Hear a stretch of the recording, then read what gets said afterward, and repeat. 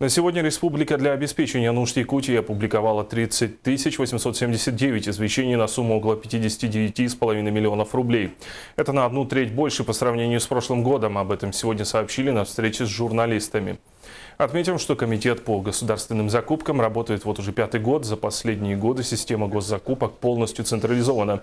Весь документооборот переведен на автоматизацию. Ведется активная работа с предпринимателями. По количеству заказов республика занимает 2-е место по Дальневосточному федеральному округу. В сентябре этого года введена в эксплуатацию подсистема веб-маркет госзакупок региональной информационной системе в сфере закупок. Кроме этого, поэтому считаем, что наша субъектовая информационная система, она постоянно модернизируется и на достаточно хорошем функционале, удобно очень для работы, поэтому все процессы идут автоматически.